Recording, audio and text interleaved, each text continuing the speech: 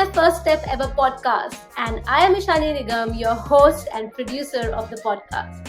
This podcast is made for all the disruptors around the globe who know that they are made for something, for that one thing, but fear of embarrassment, fear of rejection, the fear of fear itself holds us back at some point in time. But hey, those are the only milestones that if we cross, we are there to take our first steps. So, welcome on this journey with me where I interview people from across the globe so that they can share their story, their challenges, and you know that even you can surpass yours. Well, what are you waiting for? Let's get started. This is my first step ever.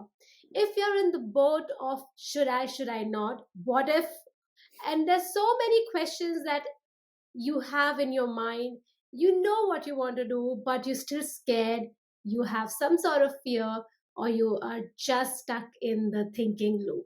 Well, welcome on my first step ever because we bring you the stories from all around the globe which help you understand that whatever path you're in, there is a lot of ups and downs that takes place before you take your first step. And this is the place where we cover what goes behind the first steps of people who have made it or they're still in the journey of kind of honing their skills and trying to achieve one thing and improving 1% every day. And today we have someone extremely special in the virtual studios of my first step ever, Michelle Brodie, all the way from Adelaide, Australia. Hi, Michelle. Hi, Ashani. Thank you for asking me to come on and join you with this journey. It's amazing. First of all, thank you so much, Michelle, because I have seen you being a panel member, being a speaker with people, organizing events, heading your own company.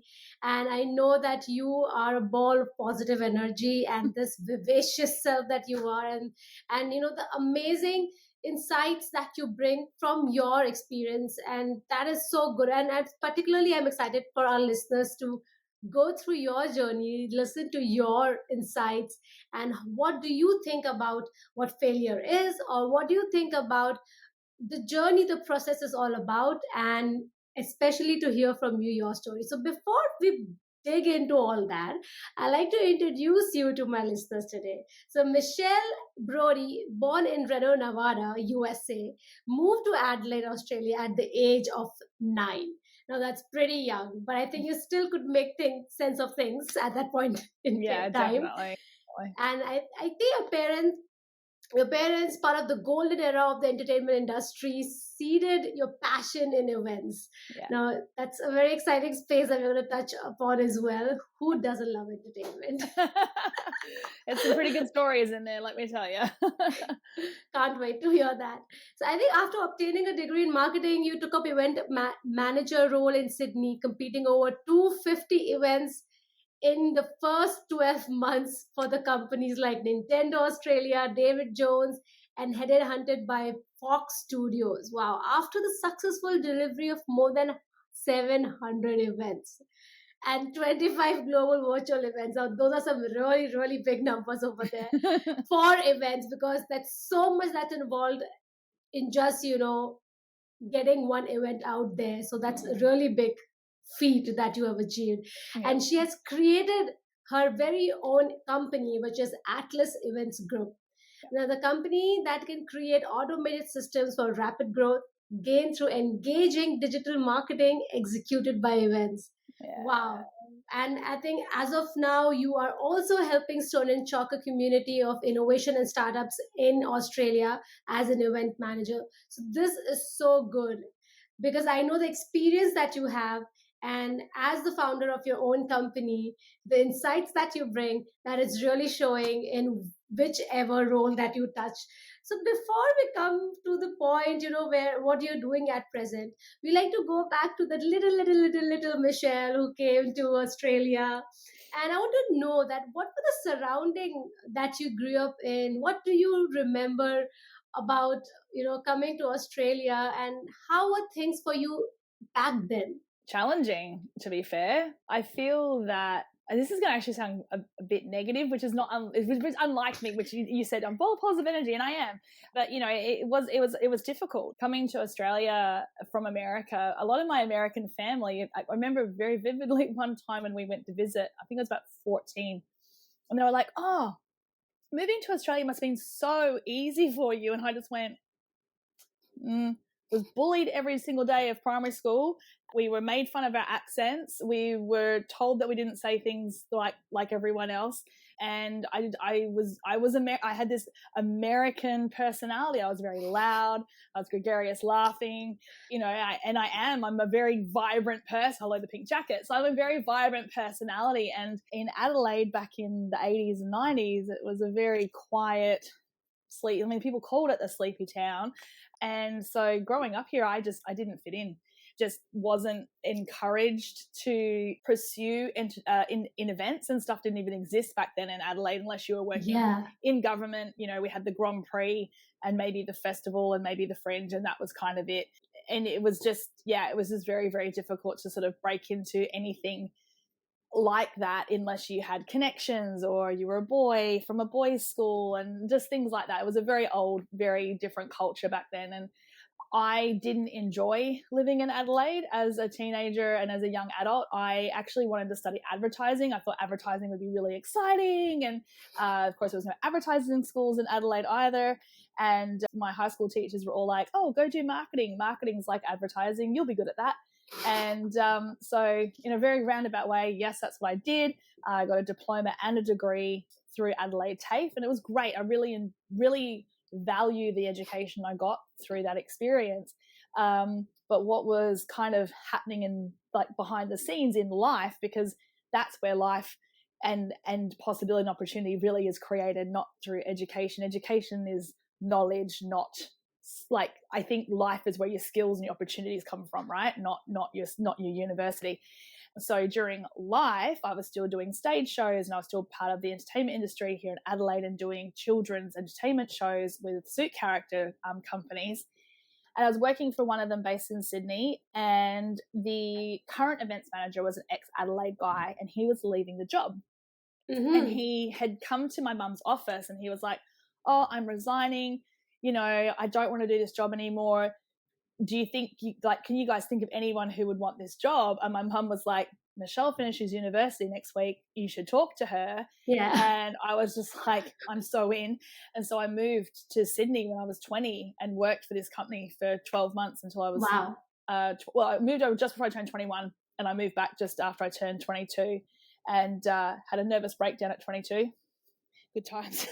Wow. But, you know, I did 250 events, so that's probably why I had the nervous breakdown. But, you know, I learned so much living over there and working in that role. And I think Sydney was when I first understood big city vibes. Yeah. And that's where I felt most at home, was with those big city vibes. And fast forward, we've lived in Hong Kong, and that's why we loved living in Hong Kong. And we moved back to Australia because now I'm a mum, and our son, he loves Adelaide, and Adelaide has changed so much in the last 30 years. And it's really become this beautiful hub of opportunity and energy and international ideals and concepts, and that global thinking that just never really existed here before is just being so well nurtured here. And that's what's made me really excited to come back to Adelaide. So yeah, moving to Australia wasn't great, but the experiences that have led me to where I am today, I wouldn't change it for the world. Yeah. Wow, Michelle, thank you so much for taking us to the roller coaster ride that you have been on. I'm sorry to hear that how your first experience was over here. And even though that you had gone to such difficult times, being bullied at that point in time, and, you know, being not understood by people around and being mocked at, these are the few things that at any age, it really, really brings you down. But especially at your formative age, it really impacts you. But I think you definitely have picked up other things in life, because I remember our first interaction, you was at one of the events, and you were so kind, you were so understanding, and you were so helpful. So coming from the experiences that you had, you definitely gave someone else who was new to the place a very welcoming and warm, experience. So Yeah. I really like, this is something I like to bring forward to our listeners, that you might be you might have come across very challenging, and at the times that you felt the brunt of things, but at times when you have that power, you are in the position of maybe helping someone, and if you do help someone, you actually are doing not good to the other person but also to yourself. Oh, for Because sure. I think, Michelle, I Yeah. really like to applaud you for that in that particular situation. But I Yeah. like to kind of also dig deep a little bit over here, because you've touched upon something very important, and that's what we like to discuss, on my first step ever, what really goes behind a person in making. And I think you have done that beautifully. So once you mentioned that once you were in Sydney, you liked the city vibe, Mm, mm, and then you had that breakdown. What was mm. that point? If you're happy sharing, whatever, that what led to that, and what did you learn Oh. in that time? What was it physically was my entire right side of my face going numb with pins and needles while I was sitting in a hotel in Cairns by myself at 21 thinking I was having a stroke. And Oh, honestly, I was sitting there going, if I died right now, when would they find my body and who would know where to look for me? And like, because I was literally by myself. I was up there on a show. I was up there to do I think I was up there for auditions for for a show, and I was up there by myself. So it was a bit of a whew moment. Was that the point that made me want to go home? Actually, no. Funnily enough, that wasn't why I quit. That was probably just more a case of like, something's not right here. You might need to yeah. slow down. I don't know. It was an interesting point in my life. I was young. I had a boyfriend. We were living like long distance relationship. He wasn't trying. Like I wanted to go home to be with him. But what was interesting about that though was that I was done. I felt like I had achieved so much in 12 months. Like you were sort of saying, like 250 events, national events for David Jones. We did the entire Christmas pageantry nationally for David Jones this one particular year. There was a massive national show. I had 5 casts running simultaneous production rehearsals. I actually did that entire job in 2.5 weeks. It was a nightmare. I Wow. can't believe we pulled it off. It's very successful. No one knew that we did it in 2.5 weeks. The client didn't even know we did it in 2.5 weeks because we'd had the contract for 6 months. And so, that had happened. That was Christmas. Not long after that, I don't even know when the Digimon premiere was, but I had worked for Nintendo and I'd done all those things. And then Fox Studios had headhunted me. And I felt that was at 21 to be headhunted by Fox Studios was like, That's amazing. that was pretty cool. So I don't know. I kind of felt like I ticked a lot of boxes and I was missing real connections, working stupid hours as events really are, and just having that space to have downtime. I think if I'd stayed longer, I would have found it, because towards the end of my journey in Sydney, I had found it, but I was still just hung up on getting home and saving my relationship. What was interesting about that though was it was a double-edged sword. I thought I'd get back to Adelaide and get an events job like no problems at all. Like I had just done all this stuff, everyone's impressed by that resume. And I got back to Adelaide and went for jobs at hotels to run events and weddings and stuff, and literally had people telling me I was lying on my resume, sort of saying to me like, there's no way you've done this. And I'm like, you're welcome to check my references. Wow. And then I had other hotels saying to me, yes, but have you ever waited tables before? Or have you ever like made coffees? Or have you ever done hospitality? And I was just like, Wow. no, Okay. what's that got to do with organizing an event and a wedding? And so I couldn't crack into the Adelaide event market still, even then. And so that was a huge blow to the ego and your skill set and stuff. And that was the other thing. Like I always in Adelaide, I was kind of always someone else's person. Like my mum was very well known in certain circles. My boyfriend was very well known in certain circles. And so I was always like a part of them. I was never like myself. And I think that's the other thing with Sydney. I was my own person because I was creating my own identity over there. And coming back to Adelaide, I started to lose that again. But what it gave me was an opportunity to temp. And I temped in like about 12 different industries at that point. and I temped in renewable energy. It was one of my favorite ones I temped at, was a windmill company. That was so interesting and so exciting to work for them. That's different. It was so different. And I worked in like all these different industries and just doing reception work, but in all these different industries. And I just learnt so much. And, you learn different systems. And this is how this is really where all this began, was by exposing myself to different industries and different systems.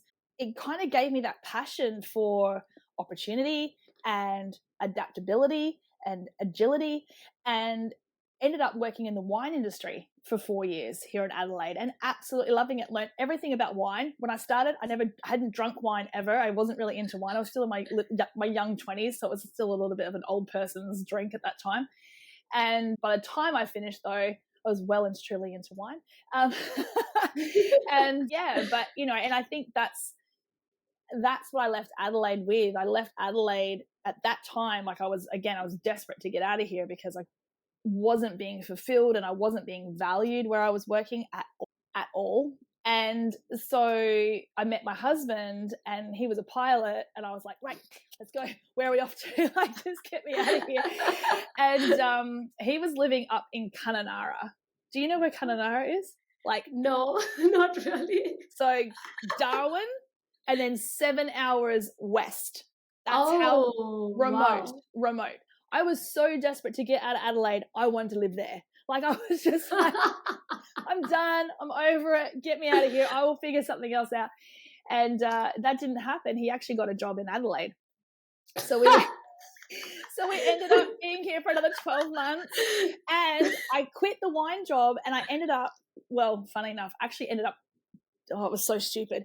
They replaced me with someone internally, and I actually temped in her job until they found her replacement for like a hot minute. It was so funny. I know. I was like, you know what, guys, I'm so out of here. This is toxic. I'm out of here.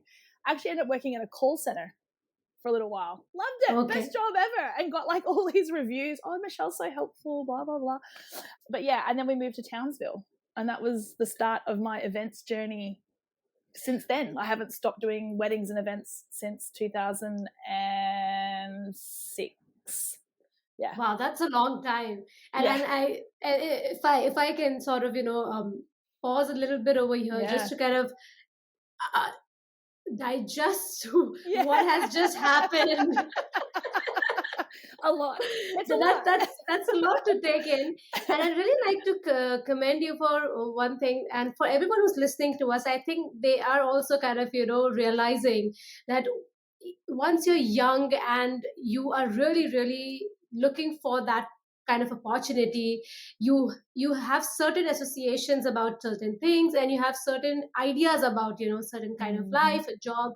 The good thing is that you gave it a go. You gave everything a go, and when you started feeling things are not working, you were not stuck. You did not choose to be stuck in that situation. No. And I think that is so important, because either you take a move, or if you're still in that place, you need to be okay with that thing, because staying in denial in anywhere, it's not going to serve you. So Michelle, that is really interesting takeaway from your life. I mean, it definitely does not sound easy, but you have taken all those steps that was necessary for you, or you've made your choices, however stupid you feel now, or whatever it looks for you. But I think back then when you did that, that was probably the best thing that you could do. And this is what another thing I want to kind of point out to our listeners, that whenever you make a decision, obviously you will kind of project that, have a projection, will that work out in the future or not, but you really cannot base your decisions on that, because you don't know what happens in the future. No, you don't.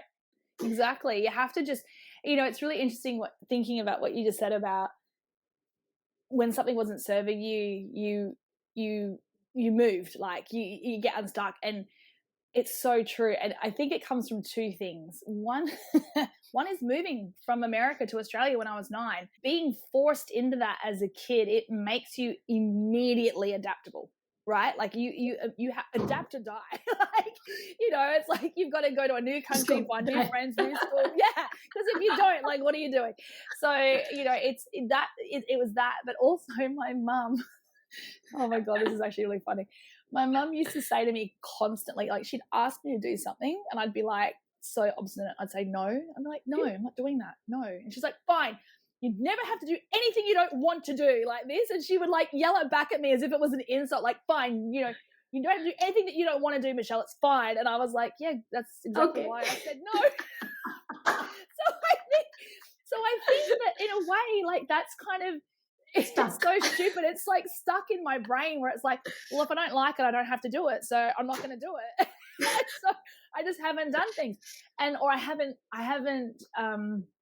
stayed in situations, that don't serve me. And don't get me wrong, I've stayed in plenty of situations for far too long, but I'm very grateful that when I finally realized I shouldn't be here anymore, or in this job, or in this relationship, or in this city, as all those things have actually happened to me throughout the course of my life, I have never been scared to leave. Wow. And I think that is because of moving from Australia to America, America to Australia, and everything working out fine. And I think that is something that has given myself, my husband, my son, it's given all of us so much hope with regards to any decisions we make individually and as a family. I mean, that's actually why we're back in Adelaide now, because our son was in a severely toxic educational environment on the Sunshine Coast. We were pushing through, thinking that we were doing the right thing. I just finally cracked one day. Something happened at the school, and I just went, this is enough. This has got to stop. And we pulled him out of school, and I said to Matthew, I think we have to actually move. Like, we looked for schools around Queensland. We really loved Queensland. We love the climate. Like, let's be real, Adelaide's cold. The best. I'm sitting here in thermals with my heater on, for crying out loud. And I said to him, I've heard Adelaide's really good with kids on the spectrum. Like, I think that we should look at schools in Adelaide. And so I came down here, didn't tell a soul I was coming, because I didn't want friends and family to be like, move near us. And this is a great school. And it's like, it's not about what they wanted. This was really about what was the best thing for our son. And we found an amazing school. We moved down 5 years ago. Adelaide is not the city we left 15 years ago.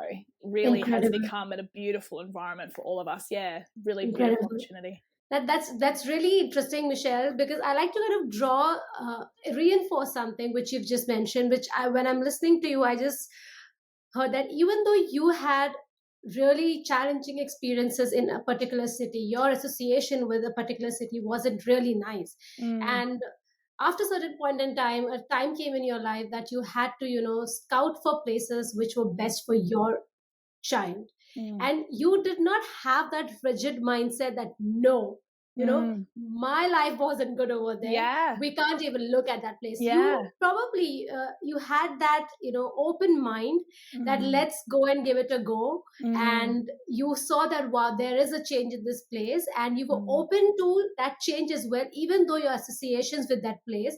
And for our listeners who are with us till now, I would like to say this could be with any person or any place. People change, places change, the times changes. So your decisions, your feelings, everything, you should be looking at from an open mind. I mean, I'm sure it's not that easy. Yeah, I think the point, Ashani, is it's not so much about having an open mind. It's about realizing that those things happened when you were a certain person.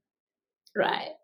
And as you grow and you change, you're no longer that person. And so how you fit into that environment is going to be different, right? Because not only does, a city grown and people have come and gone and new people are in the space, but you've grown as a person too. And so if you've created a new life for yourself and new habits and new conditioning, you're going to have a different experience. And it's 100% choice. I very easily could have come in with the mindset of like, Adelaide was bad for me and I didn't fit in here, and how is my kid going to fit in here? Because I recognize that my kid is a very different person to me. Like, he's not a loud chick, he's the quiet gamer. But I think that's the big thing. And even coming into Adelaide, I learned from Tony Robbins at the Unleash the Power Within conference. I don't even know if it was an analogy that he used, but it was something that I kind of took in myself, and it was about I call it the old coats. You know, when we're little and we wear we wear a coat, but when we grow, like, it's an old coat, it doesn't fit you anymore, right? And so I no longer wear the coats that used to fit me when I lived here as a child. They don't fit me anymore. I have new coats. And what's really interesting with Adelaide is in any place, there will always be people who are trying to bring you down or create you into a smaller version of yourself so that you're not shining brighter than them, or you're not becoming better than them, or whatever that might look like. But that's where, if you've worked really hard on yourself, and, you know, I'm 43 now, so I've been doing the work for a while. You know, I think you've got to just keep reminding yourself of who you are, because there are people who are looking for me to show up. You know what I mean? They don't, no one's looking for old Michelle to show up. And if they are, sorry, she doesn't live here anymore. You know, it's like, it's MJ now. She lives here now. She's the one that shows up. So, and I think that's the key, is, you know, you've got to keep discovering yourself and reminding yourself of who you are and who you want to be with all those steps that you take through your life. Because, you know, I've had a huge journey. It's an international journey. It's years of industry experience. Like, I've worked in 26 different industries, I think I've worked out. Wow. Over 43 years. And it's just purely because I've said yes. You know, like, say yes to opportunity. You just never know how that's going to end up being part of your future. And that is what Atlas is. Like, being able to do system automation with digital marketing through engaging events. Like, that is Atlas. That is all of that. And it started from temping in reception jobs after doing 250 events for Fox. Like, it's all of the things. It's all everything of the coming things together. come together. And, you know, and when I got that gift of Atlas back in 2021, I think it was, is when it kind of all formulated. It blew my mind. It just blew my mind. I was like, I would never in a million years thought that I would be sitting here with this opportunity in front of me. I have my own team. I'm doing events all over Australia. I'm being flown all over Australia to work with some, you know, big name coaches to do their stuff. Like, it's just Incredible. so much fun. It is so much fun. Flying to different cities for creating events which actually impact and mean a lot to a lot of people. Yeah. Michelle, you're doing an incredible job. And thank you so much for just mentioning what you just did, because it's so deep, it's so profound, and it is something that I think everyone needs to know. And if you are a young disruptor out there listening to us today, I think you have actually hit the jackpot with that thought process which Michelle has just shared. Michelle, it has been so amazing chatting with you. I think in just, a couple, half an hour time, I think we have just dived into such amazing roller coaster ride of your life. And I know that you have much more amazing things to do and impact a lot of people's life. I'm happy that through this platform, we are able to, reach out to those people who are listening to us all over there, that if they are in certain kind of situation, they feel stuck, or they feel that they're not at the right path, or they don't know how to move forward. I'm sure this particular chat of ours has given them some sort of, action points, some motivation, and that inner peace, that knowing yourself, believing in yourself is so much more important. And if you feel that something is not right for you, you must take a step to make. My favorite saying is, you're not a tree. Move. This is incredible. And people go, I'm so stuck, I don't know what to do. I'm like, well, you're not a tree, so you can actually move. Like, move house, move city, move country. Like, it's okay. Things will work out. Just have courage. Definitely have courage. Love that, Michelle. Thank you so much for taking us through your entire journey. And I always request my guest speakers to leave us with the quote or a saying, but you have just said something very interesting. But just before that, I'd like to kind of ask you a really quick question. Are there any top 3 learnings that you can share with our listeners from your entrepreneurial venture that you recently have? Watch out for scope creep in your contracts. When you set up your scope in your contracts, stick to it, because clients will always look for ways to push those boundaries. So be very clear with your scope and just be aware of scope creep. That's what I call that. The biggest one just in any entrepreneurial journey is people say it in different ways. Mine is say yes and figure it out later. I really do think that there's so much that can be learnt from that. Other people will say sell it and then build it. Another very common one. The most important thing is stay true to your values with the business. One of the key things I have found, if you are starting a business that you intend to scale, not everyone intends to scale, not everyone intends to grow. But if you're starting a business because you intend to scale and have team and you want it to grow, the first thing you should sit down and work on is actually your values, because that is how you will find the right team members and the right clients on your journey. If you don't know who you are and what you stand for as a business and a person, obviously they need to align, you're going to find yourself in a very unhappy position very quickly. So I really find that a lot of companies that don't have an ethos or a value, a value statement for their staff and their clients to see, don't really get very very fast. So yeah. Thank you so much, Michelle. Definitely well thought through. Looks like you have had really good experiences over there to give out these 3 amazing tips that you have given us. And I think if someone really looks at and listens to this very carefully and closely, this will apply to you, even if you're not doing a business, you're in your 100%. work life. Yeah. So that's very transferable. So thank you so much, Michelle, for being on my first step ever. I wish we could chat a bit more because I think you really have a treasure of experiences, and I love your energy that you bring over here. Probably we'll have you next time. We'll chat more about some other stuff, the new ventures that you're doing. And yes, and as Michelle said, that you're not a tree, so move. Amazing. Thank you so much, Michelle, for being on my first step ever. And to all my listeners out there, as I always say, start believing in yourself and keep believing in yourself. See you until next time. If you're still glued together on this episode, thank you so much. I really appreciate that. And if you really want to hear more such stories from around the globe, then subscribe to my First Step Ever podcast on Apple Podcasts, Google, and Spotify, whichever platform you prefer. Please do give ratings and please do write your comments, and you can directly reach out to me on my first step ever _IN. That's my Instagram handle. A little about myself. I have always loved performing on stage, acting, speaking, and just emoting myself. So I use these mediums different ways so that I can connect with people, help them, empower them, infotain them, which is to inform them and entertain them. If you would like to collaborate for any opportunities, more than welcome to connect with me on my Instagram handle. Thank you.